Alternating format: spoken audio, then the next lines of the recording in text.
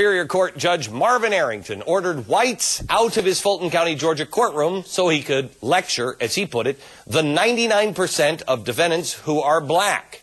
Arrington says he was just tired of seeing the constant parade of young blacks before his bench, and he wanted to talk privately with the defendants, tell them to get their lives together, get in school, improve themselves through hard work. You know, I think the judge is well-intentioned. I feel his heart's in the right place. I haven't talked to him yet. We'll do it here in a couple of minutes. But I don't think self-improvement should be the goal preached to only one race of a defendant. Bill Cosby got into similar trouble a few years back when he targeted motivational remarks at young blacks. You know what I said at the time? Preach it to my kids, too. I don't think it's the what that these men have said that is the problem. It's the too narrow who that they're talking to. In explaining his actions, the judge said he separated white lawyers from black defendants because he didn't want to appear like he was talking down to anybody. The reality is, if we're going to turn our society around, we need to get everybody on board, and race has nothing to do with that. I'm joined now by the judge himself, Judge Marvin Arrington. Hello, Judge. How are you, sir? The best day of my life. Good. Mine, too. What a coincidence. So tell me, Judge, what exactly did you say? I mean, did you say white people out? Well, how did you clear the white people out? Well, I just simply said I would like white lawyers to step out. I wanted to talk to the Afro-American defendants in the courtroom.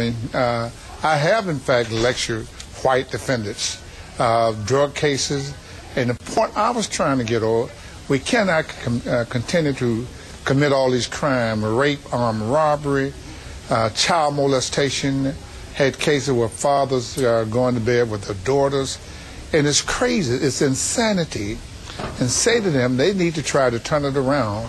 You know, the infrastructure is going to fall out if we don't speak up, particularly black leaders.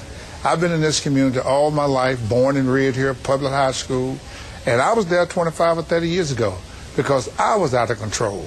And someone came along and helped me get back in control, and I simply said to them... What was the message where you were out of control? What did they say to you that turned you around? Oh, when I got through, you talking about the teachers? I don't know who it was. You just said somebody got to you. It was a high school teacher and a young lady who was doing her student teacher from Spelman College, who called me inside one day and said, Marvin Arrington, if you don't turn your life around, you're going to end up incarcerated in some type of penal institution.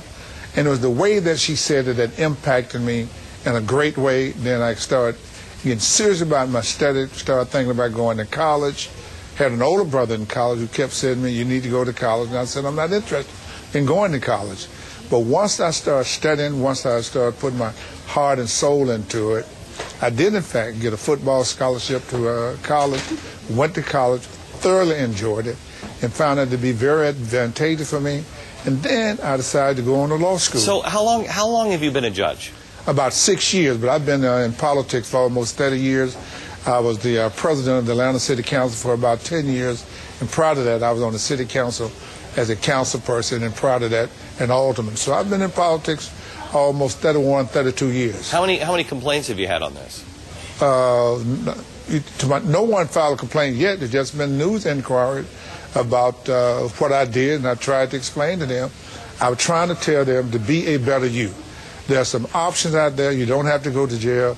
You don't have to run drugs. You don't have to execute people, kill people. I had a case where two young people between the ages of 19 and 22 years of age executed somebody, 3 people, over $15 worth of crack cocaine. Holy cow. That is insanity as far as I'm concerned. I had a young man who allegedly lost the money he went to buy some marijuana, and his co-defendants, or the people that was with him, told me he had 24 hours to get the money up. When he called his mom and the mom called the uncle, they couldn't get the money up, they executed. And they said, you know... But Judge, it's too late to save somebody who is already down that road. These aren't the people that you were lecturing, were they? I mean, well, you're not giving somebody a second chance that has just executed somebody over $15. Yeah, right? But you're talking about early intervention, and we need that.